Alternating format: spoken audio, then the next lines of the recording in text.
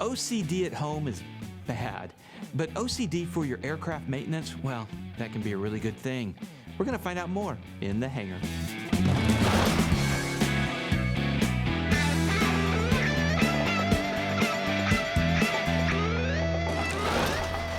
Hello, I'm Dan Milliken. And I'm Christy Wong. And we at InTheHangar don't take sponsorships or endorsements lightly, but I'm proud to announce that Wingfield Aviation is our new title sponsor. Title sponsor, and it doesn't come lightly. It doesn't. No. So with us today, John Wingfield, the man himself from Wingfield Aviation. John, thanks for being here with us today. Hey, thanks for having me. Thanks, John. Yeah, good to see y'all. Okay, you've got a pretty cool story. First, well, cool story in some regards. You're a relatively new pilot, like me, 5 years or under. Right. You got into flying. You've had a successful business, and you started to get your plane worked on. And apparently, you're every mechanic's nightmare, right? I don't know. I think there's, there's some maybe mechanics in shops that I have enjoyed more than others. There's some really excellent ones here in North Texas, which are pretty top notch. And then there's just some that, maybe could do some things differently, perhaps. But yeah, I'm a pretty picky person, and so I just, I like things on my plane to be perfect, and so just over that time period of, you don't go to, you kind of go to one shop that might specialize in something. I have a pressurized aircraft, and so I took my plane for some pressurization issues previously to one shop that's kind of known as the pressurization expert.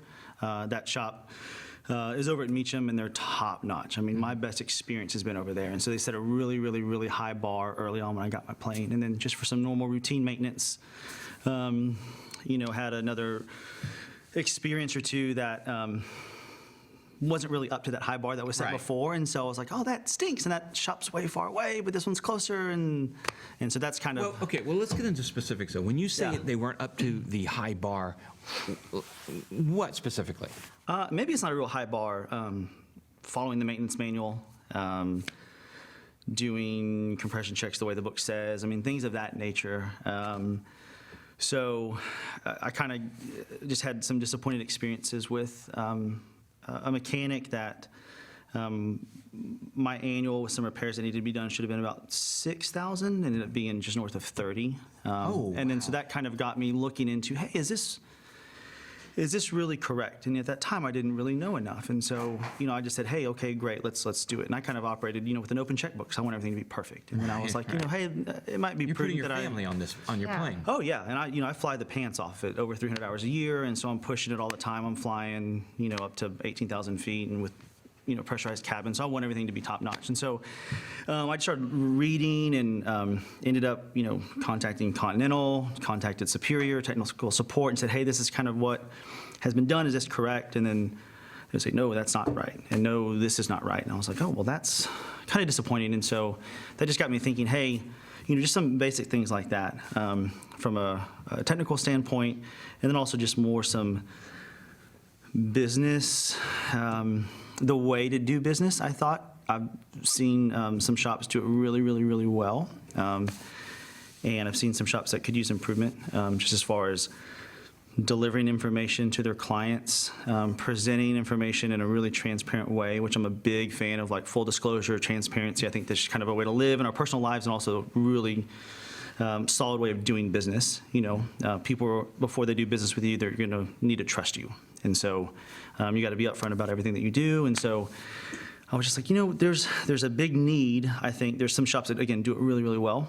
But there's some that, have some ground to take on that. And said, hey, there's a niche that kind of needs to be filled in my part of town. And I was like, hey, why not?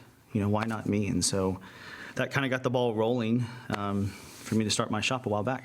Okay. So was there a particular straw that broke the camel's back, and you're like, you know what?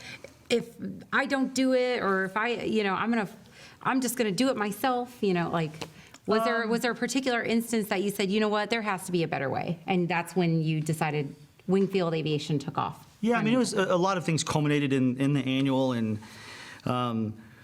didn't follow the procedure for how to do compression tests, which resulted in them failing when, in fact, they're actually good. And again, at that time, I didn't know enough. And so when I contacted Continental and then Superior and then read the maintenance manual and said, hey, this wasn't, I mean, you kind of went through the same thing and you did the steps. And, you know, I know your mechanic is probably one of the top 2 Cessna guys in the entire U.S., if not the world. And so he is the top because he knows what he's doing. And so that's all he does, he's excellent. And so there's a way of doing things, and that's doing things with excellence. And, you know, that's the way that we want to operate. And so that sort of stuff, some bolts weren't put on the weight skate correctly, which cracked the exhaust. That was $4,000 repair that I paid for. And I was like, you know what, there's just some accountability that needs to be had, and it's not being had. And I was like, hey, there's clearly a need for this, and I think there's a great opportunity. So.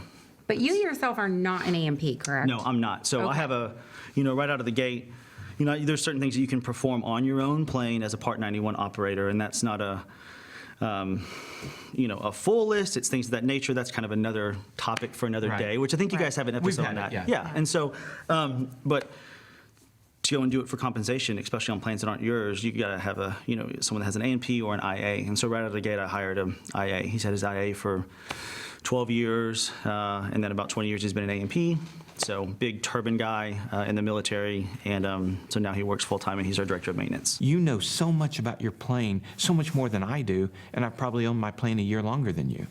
And you really dive down into it. What about the guy you hired? Tell me about him. He's more OCD than I am, and I'm like, Okay. I now know how people feel when they're around me. That's rough, but at the end of the day, that's what's needed. And so, Yeah, it is what's needed. A long time I have sayings that I kind of run my business in life about. One of them is I strive for perfection, but I'll settle for excellence. And I'm going to inspect what I expect. And so there's just things that you have to do as a business owner and goals that you have to set. And so, we're going to make mistakes. Everyone's going to make mistakes. Right. But hey, if we do everything, if our goal is perfection, hey, if we might get 1 or 2 degrees off that mark, we're still going to be top notch. And so never settling. And so RIA is he's a, unique character in his own realm of just tying things up, and cleanliness in an engine and chafing. Right.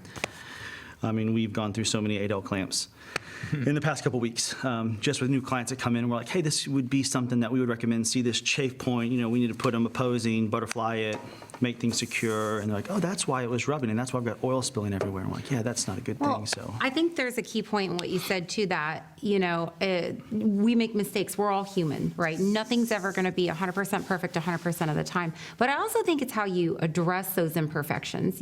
Going back to the business acumen, what do you do when you guys don't get something right? How do you handle that imperfection, I guess? hadn't happened yet. I mean, well, and knock on wood, we're relatively newer. They're so still it's gonna Yeah. happen. they're still perfect right now. But actually, it's mid-afternoon now here, when we're taping this, and I was down a couple miles south at Spinks in Burleson meeting with a client. Actually, the first time I met him face-to-face. We've put in 60 hours on his plane over the past 2 weeks. And, I still haven't sent him that invoice. And I just got to talking with him. I'm like, look, let's go for a test flight. I want to make sure everything's perfect. I want to make sure everything's perfect, because we had to do a fuel setup for the Continental maintenance manual. He had a high CHT, so we corrected some baffling engine oil leaks, did the whole fuel calibration and everything on his turbo Mooney. And I said, hey, look, until I see it in you that everything is perfect in your eyes, then we'll send the invoice. And so that's just the way, because if we send an invoice and we say, oh, it's perfect, and he comes back with an issue, and I don't want it to have that perception of all we care about is invoicing. Our primary concern is to get the plane fixed, running perfectly for the owner, and then when everything's good, then we invoice. So This is rare in the industry. Oh, A&Ps scare me. There are very few people that I allow to touch my airplane because of, I need to know what's going on. And usually I'm there when it's getting worked on. I don't know anything. I have no clue what I'm looking at necessarily, but I just have trust issues. So to hear that is OCD issues, yeah. trust issues. I do, yeah. yeah, we've kind of, it's not a new a new mindset. I mean, before I started Wingfield Aviation, I had and still have a relatively large landscape construction company here in North Texas, and so we've got about 50 employees, and we've been around for 20 years, and so we've got enough equipment and contracts to just get into trouble, and so if we didn't do things right, and so just the mindset of us, all of our clients we've had for over 10 years. I mean, I can't remember the last time we've spent $1 on advertising, and so. One of the most expensive things to do is to have a client that you do work for one time and then you lose them.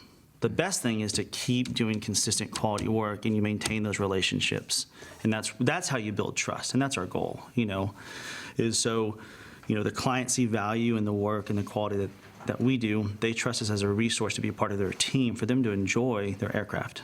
And so that's what, the little that we can bring to the table, we want to be that resource and ally for them. So what kind of services does Wingfield Aviation provide? Yeah, so currently, annuals, pre-buy evaluations, we're pretty detailed in that.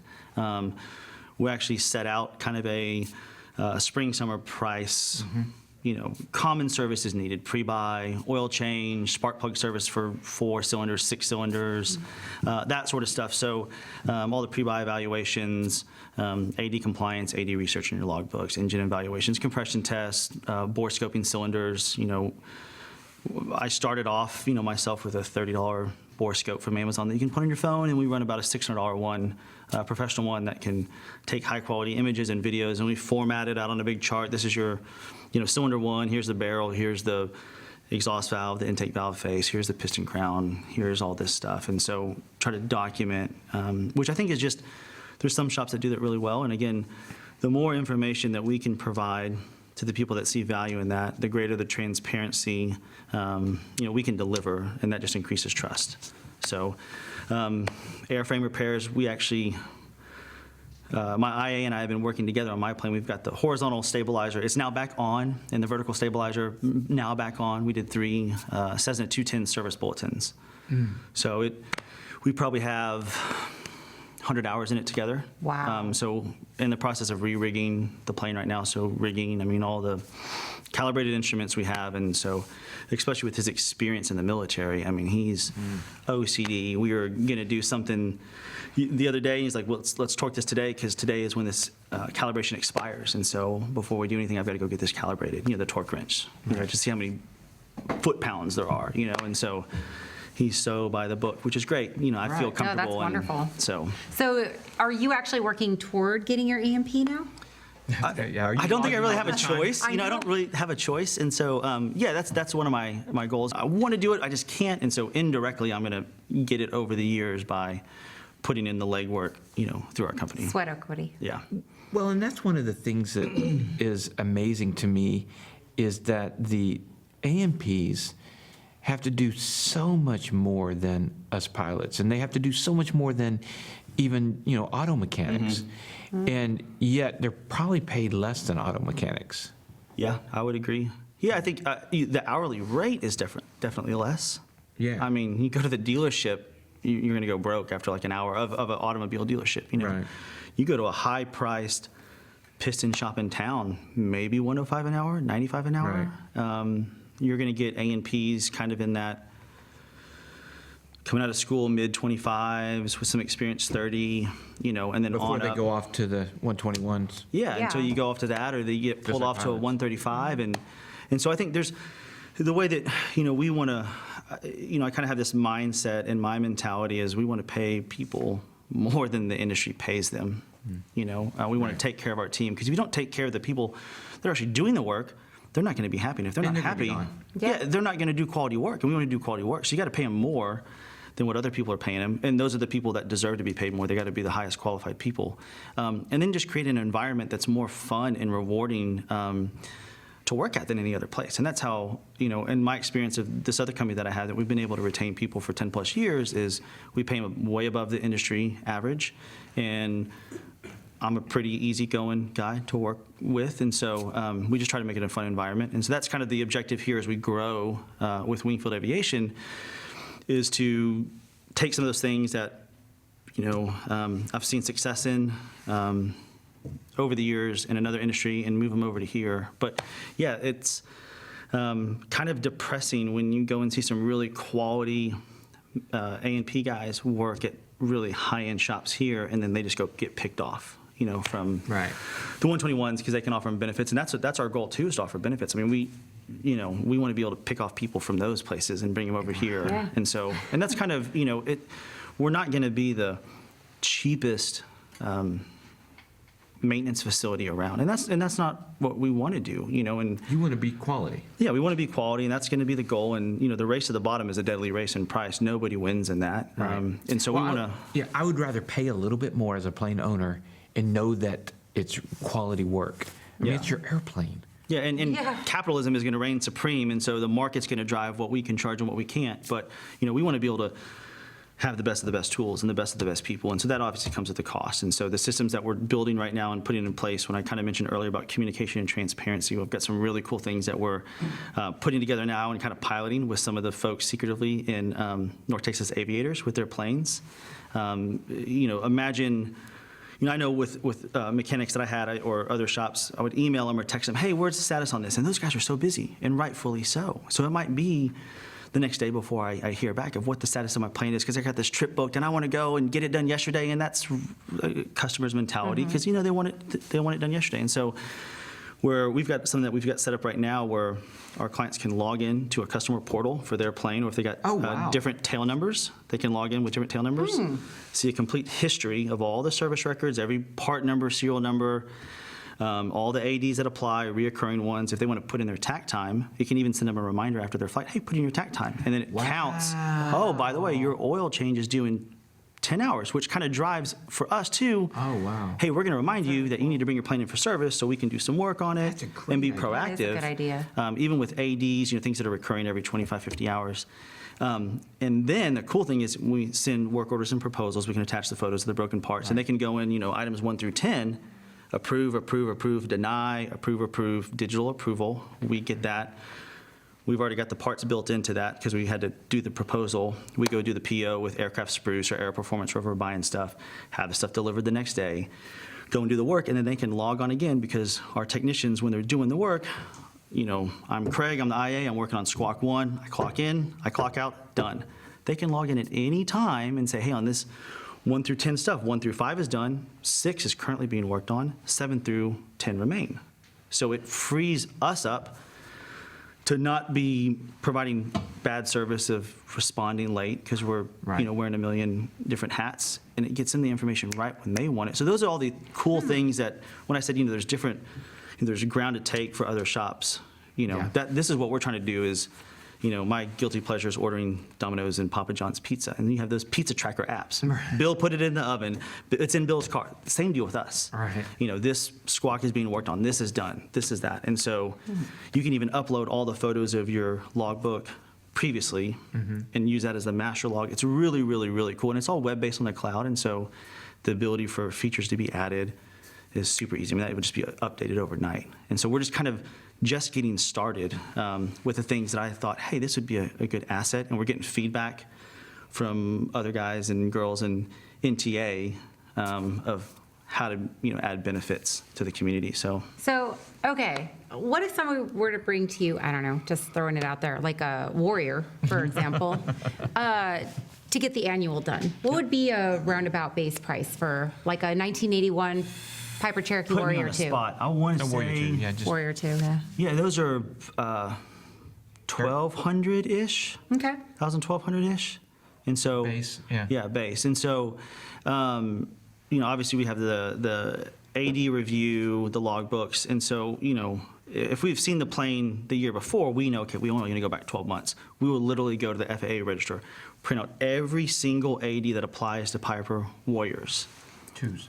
Yeah, Pirate Warrior 2. And then go down the spreadsheet and say, rather than just does not apply. Well, why? Because of serial number, because of this, because of that. Why does it not apply? Again, I think I mentioned one of my sayings, you got to inspect what you expect. If I'm going to put my stamp and my word on it, we're going to go to bat and make sure that it's correct. And so, not knowing who said this 80s complied with 20 years ago, I don't know how they verified that. So we're going to go and do all that stuff too. Because, an AD, when the aircraft had 2,000 hours on it, they don't need to comply with it because you don't have to comply with it until 5,000 hours, complied with, and they technically did. But did anyone know, hey, right. aircraft now has 6,000 hours total time?